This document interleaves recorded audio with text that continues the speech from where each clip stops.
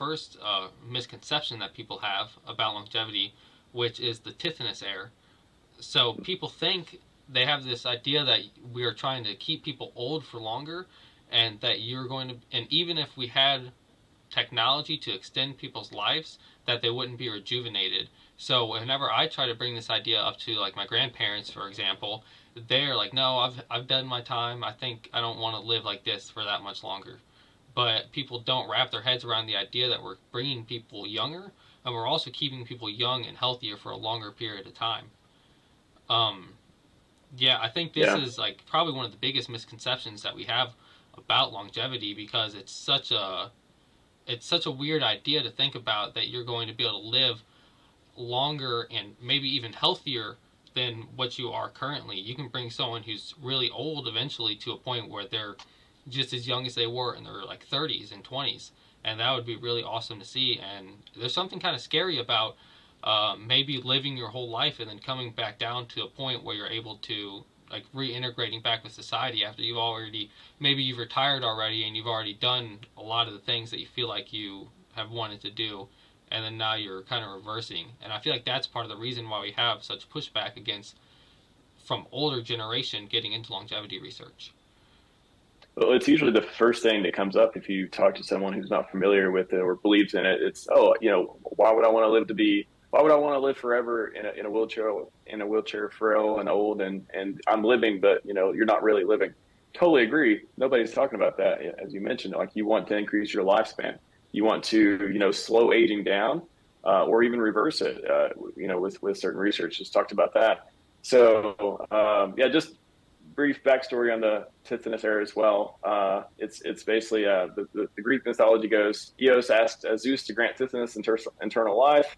The god consented, but then Eos forgot to ask for eternal youth. So asked for eternal life, which is frail, decrepit forever type of thing. But so her husband, instead of growing, staying youthful and everything working out forever, they just grew old and withered and just became what was like a rock or something at the end. So it did not work out. So that's kind of the story behind the meaning to it, and that's why it keeps coming up with something natural to say. Oh, I don't want to live to be 500 and be in a wheelchair. Nobody, nobody is working on that problem. Like, I mean, maybe that's like the first iteration of like of trials and trying to get people to see how long we can do it for and all this stuff. That's separate from the whole issue of solving the aging problem and making sure people can live healthy lifespans. I want to be running. I want to be taking runs in the morning when I'm 200. Why can't we do that? Why can't we work towards something like that? Nobody wants to live forever, be like crippled and paralyzed and just sit in a bed all day and just be alive. But nobody wants to be that kind of alive, for sure.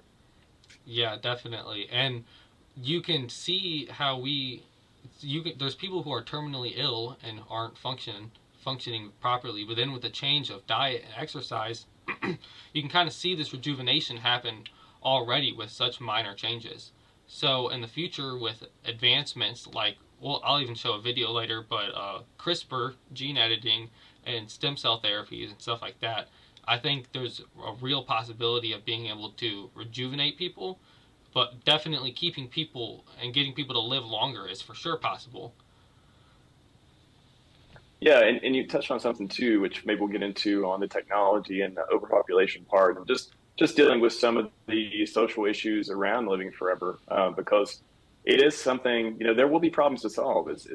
Nothing's for free in this too. I definitely want to, throughout the conversation, I want to try to be objective with some of these, pushbacks and feelings that people have against, longevity therapy and stuff too, because there are, nobody wants a planet with 100 billion people. Like, that's not sustainable, right? Nobody wants to be living in single bedroom apartments in vertical buildings 500 stories tall. Like, nobody wants that kind of future.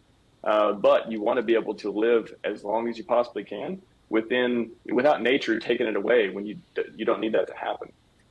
So there will be technology. Retirement's another thing. How can that's kind of like built into the system now. You work. Young people kind of, you pay the taxes. A lot of countries, especially in Canada and other places like this, somewhat in America too, but you pay into the system. It keeps everything going. It takes care of the older people and things like that. if people aren't retiring as early, and the whole government, the welfare system is going to have to change to support all these things too. So it's not that there's not problems to solve. It's just, it would be a tragedy to not try, and then have those good problems later. Like, I'd rather have those problems to deal with and solve later, and people live longer, than not try at all and just be like, oh, we'll just keep doing this, and we don't even need to try. Like, that's not the optimal solution.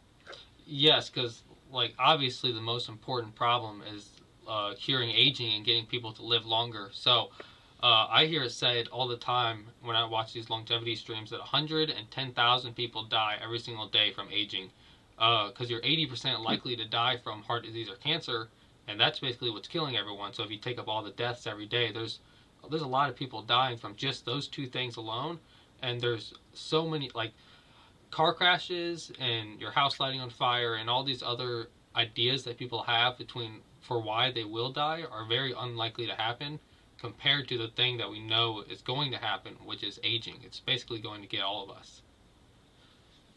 And how would you, I think maybe people are interested too, I imagine you probably watched some of Aubrey's talks or read some of his books, or just know like some of the, maybe we can just set the framing too for how some of these therapies, like what are they even trying to tackle at a high level? Is like, your body breaks down over time, is repairing damage. Aubrey de Grey always gives the car scenario where you can have a car from the early 1900s or 1850s or whenever they came out. If you just keep replacing the parts over and over and over, or you make sure they're in good shape, they have maintenance, you can have a 200-year-old car that runs fine. And he kind of uses that analogy for the human body.